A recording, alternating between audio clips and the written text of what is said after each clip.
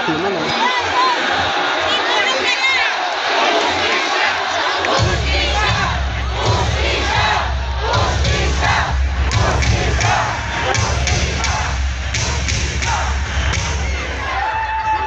Ang sabi nga, kung gusto ay may paraan. Kung ayaw, may dahilan. Kaya naman dumaraing at humihiyaw ang sambayanang Pilipino. Humihingi sila ng katarungan.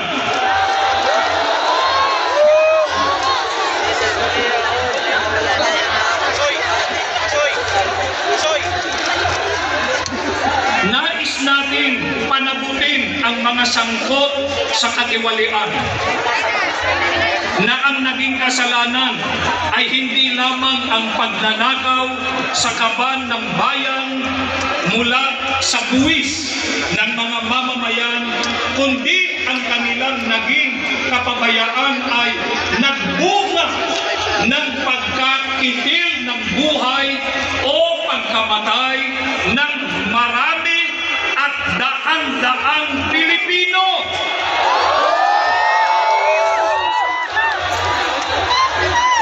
Pagkawasak ng tahanan, kabuhayan at kinabukasan ng napakaraming pamilya.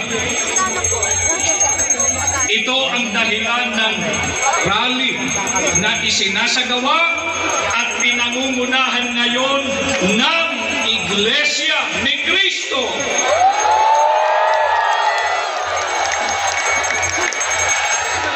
Kasama ang mga kababayan natin katulad ng ating saloobin. Hindi ito pakikialam sa politika, kundi ito ay isang pagpapahayag ng damdamin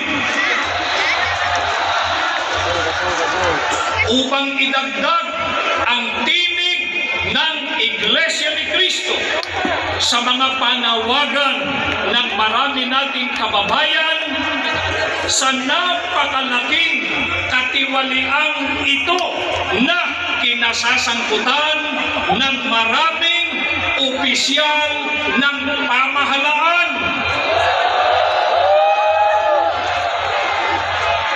Subalit,